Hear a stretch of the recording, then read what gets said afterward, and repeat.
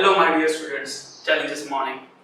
चलिए बेटा, last time हमने स्टडी किया था what is micro economics and what is macro economics. Then we had seen the definition of microeconomics as well as the scope of microeconomics. In this lecture we are going to discuss features of microeconomics. अभी हम क्या पढ़ने वाले हैं? features of microeconomics. अभी क्या क्या features, इसकी विशेषताएं क्या क्या है, ठीक है? उसमें स्टार्ट करते हैं बेटा। फर्स्ट जो फीचर है that is study of individual units. Study of individual units. तो ये डेफिनेशन ही बताता है कि माइक्रो इकोनॉमिक्स में क्या करते हैं, हम इंडिविजुअल चीजों की बात करते हैं, जैसे इंडिविजुअल प्रोड्यूसर हो गया, इंडिविजुअल कंज्यूमर हो गया। तो जितने भी इकोनॉमिक यूनिट्स है उसमें हम इंडिविजुअल लेवल पे जाके स्टडी करते हैं। तो ये इसका फर्स्ट फीचर है, that is micro economics deals with the study of individual economic units like individual firm, individual price, individual consumers, individual producers and individual household, जो भी है। हाँ, तो ये सब चीजों के बारे में हम स्टडी करते हैं। ये हमारा फर्स्ट फीचर है, ठीक है। अगला सेकंड पॉइंट पे आते हैं, it is price theory. Price theory. अब प्राइस थ्योरी क्या है? अभी देखो बेटा, मैंने कल देखा था अपन ने कि स्कोप ऑफ माइक्रो इकोनॉमिक्स जो था अपना, स्कोप ऑफ माइक्रोस्कोप इकोनॉमिक्स में पहले क्या था, थ्योरी ऑफ प्रोडक्ट प्राइसिंग, मतलब उसे हम प्रोडक्ट के जो भी गुड्स एंड सर्विसेज बना रहे हैं उसका प्राइस निकाल सकते हैं। सेकंड हमने देखा था theory of factor of production, ठीक है। तो फैक्टर्स ऑफ प्रोडक्शन जो होता है उसका प्राइसिंग कैसे निकालते हैं वो भी हमने देखा। मतलब अल्टीमेटली प्रोडक्ट से लेके उसको बनाने के लिए जो फैक्टर्स लगते हैं सभी के प्राइसेस हम डिसाइड कर सकते हैं by using a micro economic. Thus micro economics is known as price theory. ये गिव रीजन में क्वेश्चन आता है, micro economic is known as price theory. तो आपको लिखना पड़ेगा क्या होता है माइक्रो इकोनॉमिक्स में, क्या होता है बेटा, determination of prices of goods and services. जो भी हम गुड्स एंड सर्विसेज बना रहे हैं मतलब प्रोडक्ट का प्राइसिंग, बरोबर, एंड फैक्टर्स ऑफ प्रोडक्शन। और जो फैक्टर्स ऑफ प्रोडक्शन ने चार पढ़े थे उनके प्राइसेस जो हम निकालते हैं ये सब किसको यूज करके निकालते हैं, माइक्रो इकोनॉमिक्स को। इसीलिए इसे क्या कहते हैं, price theory. Micro economics is also known as price theory. Second feature समझ में आ गया। मूव करते हैं नेक्स्ट पे बेटा, पार्शियल इक्विलिब्रियम। और पहले समझने की बात है कि इक्विलिब्रियम क्या होता है। इक्विलिब्रियम मतलब होता है कि दो फैक्टर्स के बीच में बैलेंस बनाना।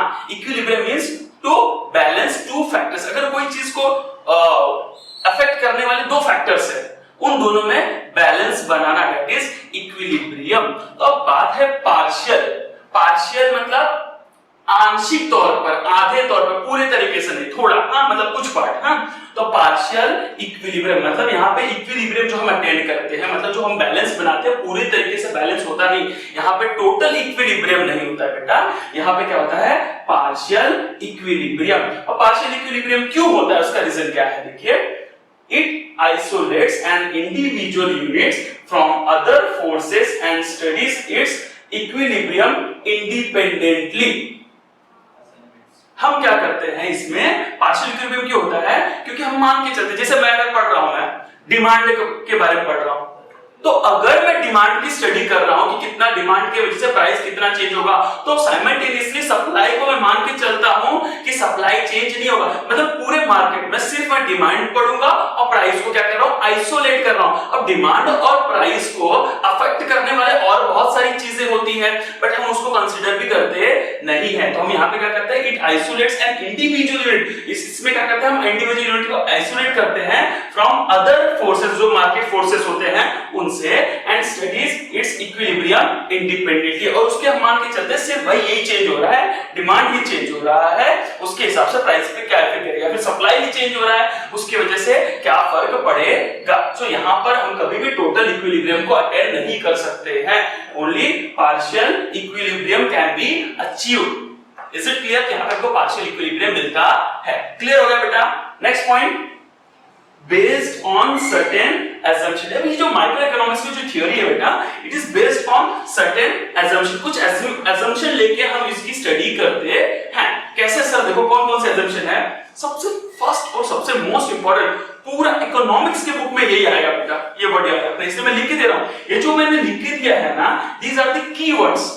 अगर इसको आपको समझना है तो ये कीवर्ड्स आपको पता होने चाहिए और आंसर में कंपल्सरीली ये वर्ड्स होने चाहिए, then only you will get full marks. Is it clear? अच्छा, जब आप घर पे नोट्स बना रहे हो इसका, तो आप इसको as it is copy paste करके दोगे तो मैं उसको अप्रूव नहीं करूंगा। आपको टेक्स्ट बुक देखना है, टेक्स्ट बुक रीड करना है, उसमें से ये सब पॉइंट्स देखना है, इन केस उसमें कोई वर्ड नहीं आता है वो भी आपको पूछना है। और अगर आपको सब, इसे मैं ट्राई कर रहा हूं कि जितने भी डिफिकल्ट वर्ड्स हैं मैं सब आपको एक वर्ड टू वर्ड एक्सप्लेन कर दूंगा और फिर आपको टेक्स्ट बुक के हिसाब से लिखना है। मैंने जो लिख के दिया है इसके हिसाब से लिखोगे बेटा, I will not going to accept it. Is it clear?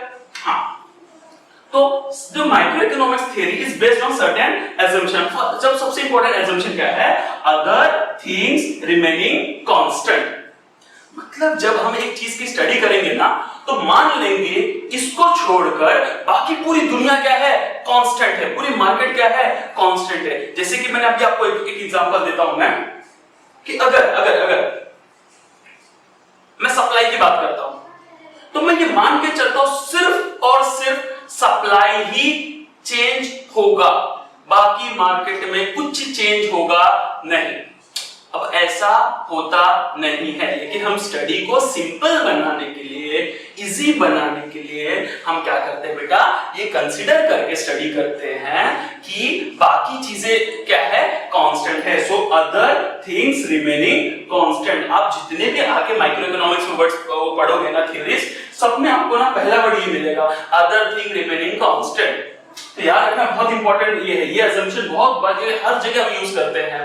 हाँ, हम सप्लाई का भी लॉ पढ़ेंगे, डिमांड का लॉ पढ़ेंगे, law of demand, law of supply, वहां पर भी पढ़ेंगे ना, उसके अंदर भी ये आएगा अदर थिंग रिमेन्स कांस्टेंट। क्योंकि डिमांड पढ़ते तो मान के चलते सप्लाई कांस्टेंट है, सप्लाई पढ़ते तो मान के चलते हैं डिमांड कांस्टेंट है, और डिमांड के छोड़ के बाकी चीजें भी कांस्टेंट है। बहुत सारे मार्केट फोर्स होते हैं, सिर्फ डिमांड और सप्लाई तो नहीं है।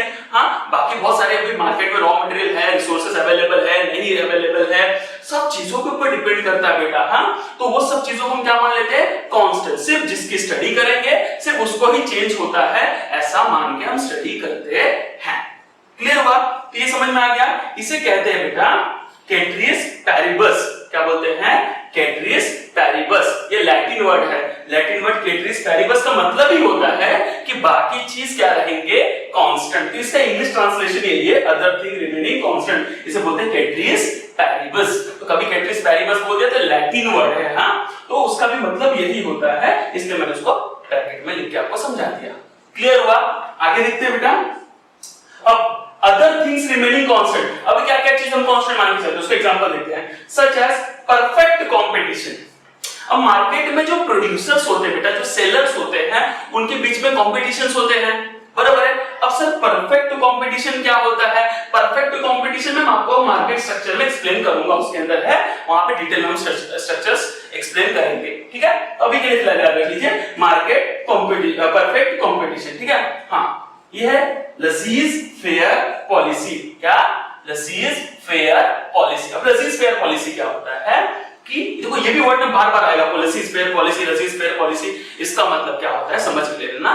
लजीज फेयर पॉलिसी मतलब क्या होता है कि गवर्नमेंट, जो आपकी गवर्नमेंट है, किसी भी प्राइवेट इंस्टीट्यूशन को कोई भी मार्केट में कुछ भी ओपन करने की परमिशन देता है विदाउट इंटरवेंशन ऑफ गवर्नमेंट, या फिर minimum intervention of government. Government का ज्यादा हस्तक्षेप नहीं होगा उसके अंदर। हाँ, तो ये जो पॉलिसी जो बनाई गई थी उसे बोलते हैं हम लोग लजीज fair policy. It is a French word. ये लजीज फेयर पॉलिसी जो है ना, ये क्या है? फ्रेंच वर्ड है। हाँ, इसका मतलब ही होता है करने दो। ये जो वर्ड है लजीज फेयर, हाँ, इसका मतलब क्या होता है? Let you do. ठीक है, तो आपको करने दो, करने दिया जाता है आपको। मतलब गवर्नमेंट आपको अगर बिजनेस करना चाहते हो या फिर कोई शॉप ओपन करना चाहते हो तो आपको उसके लिए बहुत ज्यादा रुकावटें नहीं आएगी। जो नॉर्मल फॉर्मेलिटीज होती है उसको आप पूरा करके ओपन कर सकते हो। मतलब गवर्नमेंट के कंट्रोल में नहीं है, गवर्नमेंट आपको मार्केट को फ्री बना दिया है, उसे फ्री मार्केट कहते हैं। हाँ, तो मतलब आप कोई भी जाके कोई भी चीज, जैसे आज यहाँ पे आपको कोई शॉप ओपन करना है तो आपको नहीं जाके गवर्नमेंट में बोले सेंट्रल गवर्नमेंट के पास जाओ, परमिशन लो कि भाई मुझे एक मेडिकल ओपन करना है या फिर जनरल स्टोर ओपन करना। जनरल स्टोर वगैरह के लिए तो कुछ भी परमिशन की जरूरत नहीं, बेसिक जो भी यहाँ पे आपका शॉप लाइसेंस होता है वो ले लो, टैक्स कंप्लीट। समझ में आ रही बातें? तो इसी को बोलते हैं बेटा लजीज fair policy. Pure capitalism, pure capitalism जो होता है बेटा, इसमें क्या होता है कि गवर्नमेंट जो होती है आपको ज्यादा परेशान नहीं करेगी, मतलब एकदम मार्केट को फ्री छोड़े। मैंने बोला फ्री मार्केट जो होता है वो होता है प्योर कैपिटल। अगर लजीज फेयर पॉलिसी आप कहीं पे लगा देते हो तो मार्केट जो हो जाता है आपका प्योर कैपिटलिज्म पे कन्वर्ट हो जाता है। तो अच्छा, हम ये सब मान के चल रहे हैं कि पूरे तरीके से गवर्नमेंट का बिल्कुल भी इंटरवेंशन नहीं है, जबकि ऐसा एक्चुअली होता नहीं है। गवर्नमेंट का मिनिमम इंटरवेंशन होता है, कम हस्तक्षेप होगा, लेकिन होगा। बात समझ में आ रही है? हाँ, कहीं ना कहीं थोड़ा ना थोड़ा परमिशन तो लेना ही पड़ता है। हाँ, तो हम इसे मान के चल रहे हैं, these are our assumptions। हाँ, तो माइक्रो इकोनॉमिक्स पढ़ते वक्त ये सब मान के चल रहे हैं। And next one is full employment. Full employment तो आपको पता ही है, एम्प्लॉयमेंट, फुल एम्प्लॉयमेंट तो कभी भी अचीव होता नहीं है, लेकिन हम ये मान के चलते हैं भाई फुल एम्प्लॉयमेंट है। तो ये हमारे कुछ assumptions है। तो क्या पढ़ा हमने? बेस्ड ऑन सर्टेन assumption में पहला अदर थिंग्स रिमेन्स कॉन्स्टेंट, उसे सेंट्रीज पैरेबल्स कहते हैं बेटा। हाँ, उसमें क्या क्या पढ़ा हमने? परफेक्ट कंपटीशन, हाँ, उसके बाद लजीज फेयर पॉलिसी, प्योर कैपिटलिज्म और फुल एम्प्लॉयमेंट। ये सब वर्ड्स जो है बहुत इंपॉर्टेंट वर्ड्स है बेटा। ये पूरा इकोनॉमिक्स में आपको यही दिखेगा, कैपिटलिज्म, प्योर कैपिटलिज्म, एम्प्लॉयमेंट, ये लजीज फेयर पॉलिसी तो बहुत बार आने वाला है, और ये मार्केट स्ट्रक्चर में पूरा आएगा, इसका एक चैप्टर है पूरा कैपिटल ये कंपटीशन के बारे में। हाँ, अब आते हैं बेटा next one, that is slicing method. इसके ऊपर गिव रीजन आता है, इंपॉर्टेंट है। Why micro economics is known as slicing method. हां, स्लाइसिंग, स्लाइस करना, किसी चीज का स्लाइस करना। स्लाइस करना मतलब टुकड़े करना, स्मॉल स्मॉल वो कर देना। हां, तो हम क्या करते हैं, माइक्रो इकोनॉमिक्स जो हमारी टोटल इकोनॉमी ना, पूरी इकोनॉमी ना, उसको छोटे छोटे हिस्से में क्या करते हैं, स्प्लिट कर देते हैं, या फिर डिवाइड करके फिर उसकी स्टडी करते हैं। जैसे अगर मुझे नेशनल इनकम पढ़ना है, पूरे देश का इनकम पढ़ना है, तो हम यहाँ पे नेशनल इनकम नहीं पढ़ते हैं। माइक्रो इकोनॉमिक्स क्या करते हैं, हम इंडिविजुअल इनकम पढ़ते हैं। बात समझ में आ रही ना? इंडिविजुअल जो भी पर्सन रहेगा, फर्म्स रहेंगे, कंपनी जो भी रहेगी आपकी, उसकी स्टडी करके उसका इनकम पढ़ेंगे और उसका एग्रीगेट करेंगे तो आपको टोटल मिल जाएगा। तो यहाँ पे हम क्या करते हैं, पूरा कंट्री का नहीं पढ़ते हैं, पूरे बड़े बड़े उसका नहीं पढ़ते, इंडिविजुअल चीजों को पढ़ते हैं। तो हमने क्या किया, पूरे मार्केट का स्प्लिट किया या फिर उसका स्लाइस किया मैंने, और फिर उसको एक एक का स्टडी करता हूं, इसीलिए हम इसे क्या कहते हैं, स्लाइसिंग मेथड। क्लियर हुआ? सो इट स्प्लिट्स और डिवाइड्स द होल इकोनॉमी, पूरे इकोनॉमी को इनटू स्मॉल इंडिविजुअल यूनिट, छोटे छोटे यूनिट्स में कन्वर्ट कर देता है। Example, study of individual income out of national income. National income में से इंडिविजुअल यूनिट की स्टडी करना, उसे हम कहते हैं स्लाइसिंग मेथड। बात समझ में आ गई? Okay, now use of marginalism principle. अब ये जो वर्ड है ना मार्जिनल, हाँ, ये वेरी वेरी इंपॉर्टेंट वर्ड है बेटा। मार्जिनल नेक्स्ट चैप्टर से तो चालू हो जाएगा, बार बार आएगा। तो मार्जिनल का मतलब क्या होता है? मार्जिनल मतलब होता है बेटा कि अगर आप जो भी जितना भी प्रोडक्शन कर रहे थे, अगर एक और प्रोडक्ट को प्रोड्यूस करेंगे तो उसके अंदर कितना चेंज आएगा। हाँ, सो मार्जिनल का मीनिंग क्या होता है? It is the change brought in total, total में चेंज लाएगा कौन? By an additional units. एक यूनिट अगर मैं और प्रोड्यूस करता हूं तो टोटल में कितना चेंज आएगा, दैट इज मार्जिनल। बात समझ में आ गई? सेकंड चैप्टर में हम लोग ये सब चीजें बेटा बहुत डिटेल में पढ़ेंगे। एक वर्ड जो है ना, इसके ऊपर अलग अलग लॉज वगैरह है, तो सब चीजें हम डिस्कस करने वाले हैं।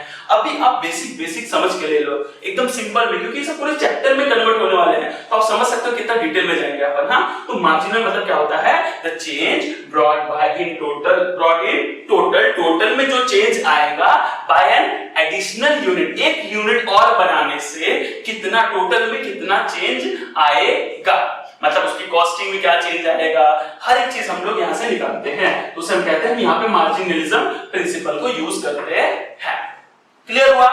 Next one 7, analysis of market structure. Analysis of market structure. अब यहाँ पे हम लोग क्या करते हैं, हर तरीके के माइक्रो इकोनॉमिक्स में हम लोग हर तरीके का मार्केट स्ट्रक्चर पढ़ते हैं। सर मार्केट स्ट्रक्चर में क्या क्या आता है? देखो, पहला मैंने बोला परफेक्ट कंपटीशन।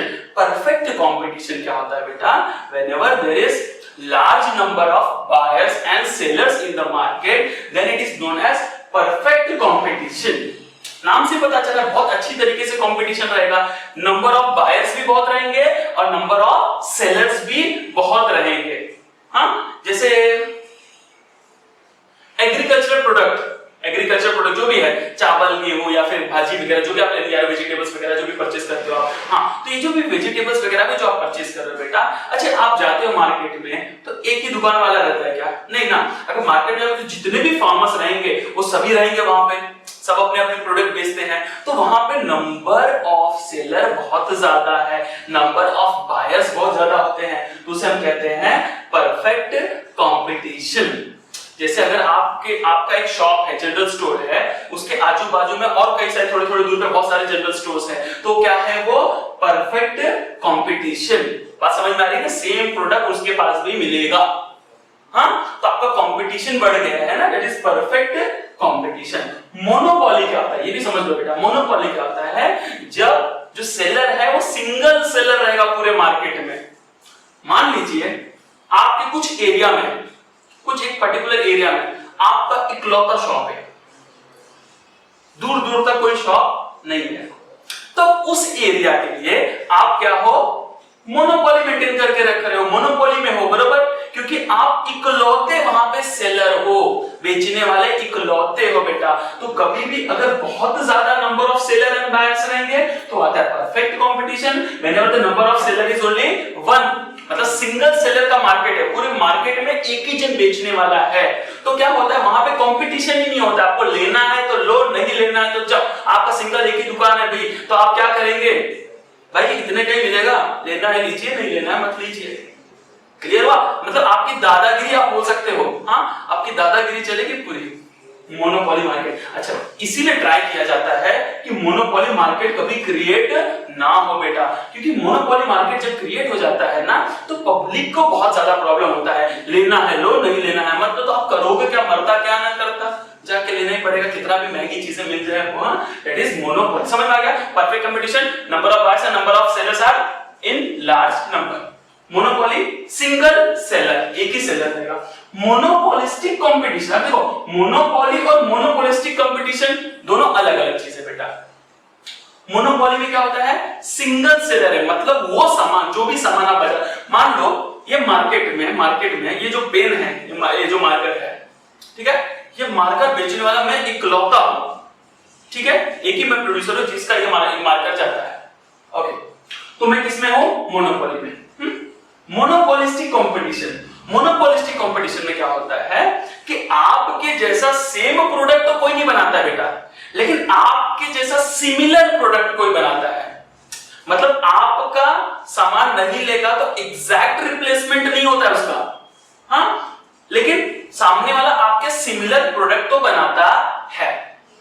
फॉर एग्जाम्पल आपने होटल ओपन करके रखा है, बरोबर है? ओके, अगर सामने वाले भी होटल खोला तो एग्जैक्टली आपके जैसा चीजें बना बना के देगा, इसकी गारंटी है क्या? नहीं है। बात समझ में आ रही है? तो वो भी वो सर्विसेज वैसे ही दे रहा है वो भी, हाँ, लेकिन एग्जैक्टली आपका सेम टू सेम रिप्लेसमेंट नहीं है। आपका टेस्ट पसंद आएगा तो लोग आपके यहां पर ही आएंगे।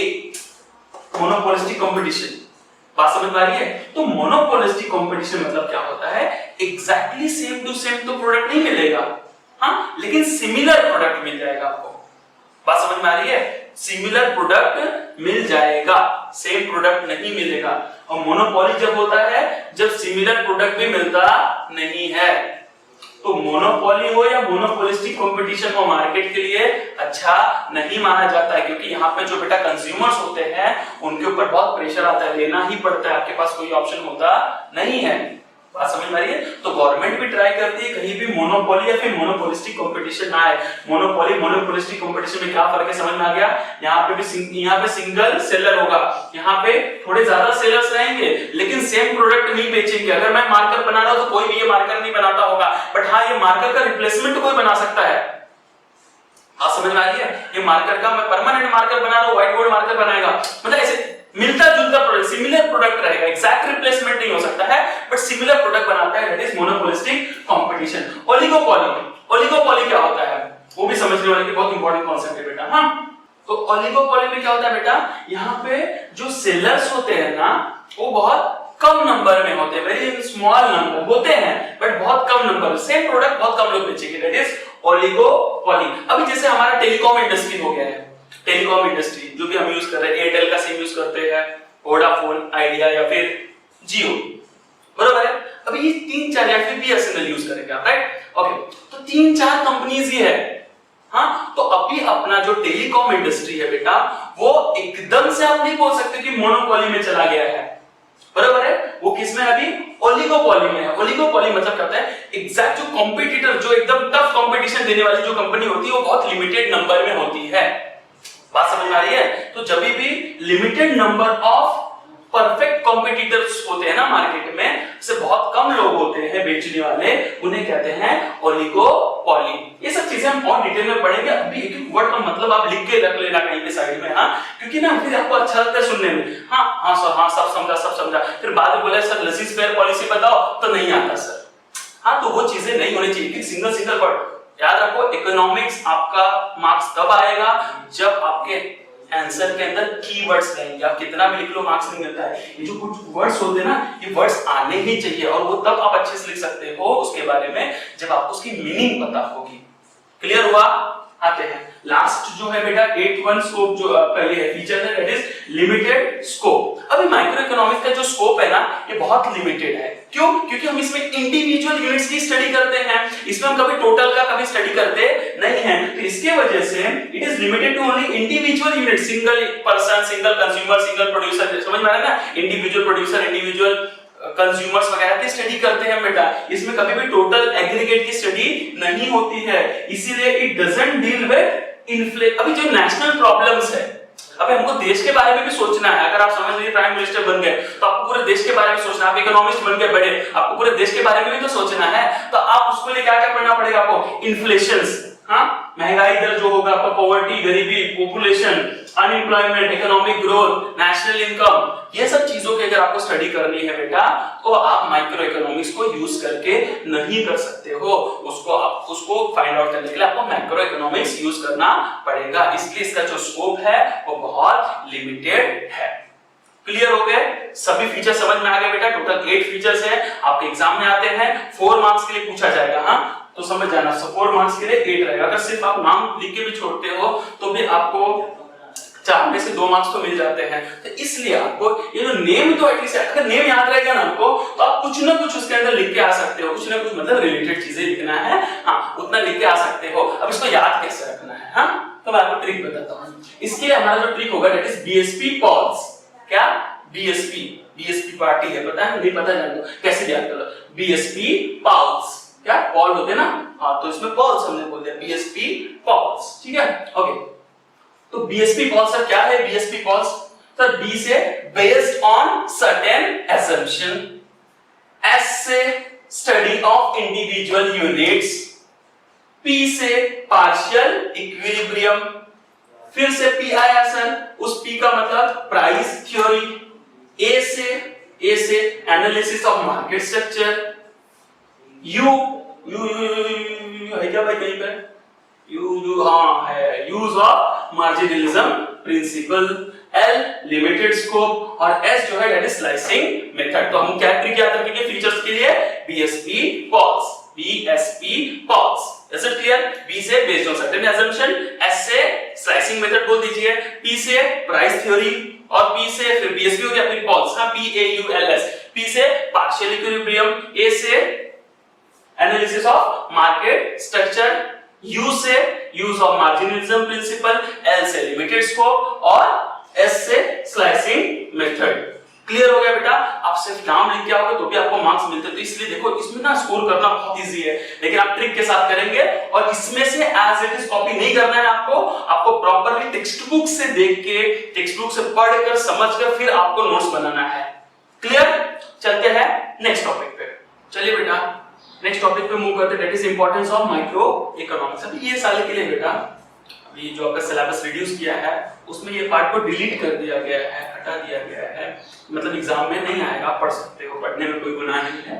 हाँ, एग्जाम में इसमें क्वेश्चंस नहीं आएंगे, जबकि पिछले साल तक बहुत इंपॉर्टेंट क्वेश्चन हुआ करता था, बट ये साल इन्होंने निकाल दिया गया सिलेबस से। बट हम भी फिर भी हम बेसिक उसका पढ़ेंगे, क्योंकि ये इंपॉर्टेंट माइक्रो इकोनॉमिक्स पढ़े, उसका इंपॉर्टेंस ही नहीं पता है तो फिर क्यों पढ़ रहे हैं, कैसे पता चलेगा। हाँ, इसलिए मैं आपको एकदम शॉर्ट में इसको एक्सप्लेन करता हूँ। हाँ, इसका फर्स्ट इंपॉर्टेंस क्या है, प्राइस डिटरमिनेशन। ये तो आपको भी पता है कि इससे हम प्रोडक्ट का प्राइस और फैक्टर ऑफ प्रोडक्शन का प्राइस निकाल सकते हैं, तो इसलिए हम लोग प्राइस डिटरमिनेशन के लिए माइक्रो इकोनॉमिक्स का इस्तेमाल करते हैं। नेक्स्ट जो बड़ा इंपॉर्टेंस है, that is free market economy. Free market क्या होता है, यहां पर जो भी पर्सन प्रोड्यूस करता है उसको ये आजादी होती है कि वो डिसाइड कर सकता है अपने लेवल पे कि what to produce, how to produce and how much to produce. क्या बनाना है, कितना बनाना है, कैसे बनाना है, ये डिसाइड आप खुद कर सकते हो। आपको कितना बनाना है, कितने का करना है, तो वो चीजें आप खुद डिसाइड कर सकते हो। इसमें कोई गवर्नमेंट का इंटरवेंशन नहीं होता है, गवर्नमेंट का हस्तक्षेप नहीं होता है बेटा उसके अंदर। उसे बोलते हैं फ्री मार्केट। तो क्या होता है, तो फ्री मार्केट इकोनॉमी को समझने के लिए हम माइक्रो इकोनॉमी का बहुत ज्यादा इस्तेमाल करते हैं। समझ में आ गया फ्री मार्केट इकोनॉमी क्या होता है। फ्री मार्केट इकोनॉमी मतलब क्या होता है कि जो पर्टिकुलर जो भी प्रोड्यूसर है बेटा, वो फ्री होता है कि खुद डिसाइड करने के लिए कि what to produce, how to produce and how much to produce, अपने खुद के लेवल पे without intervention of government. Clear हुआ।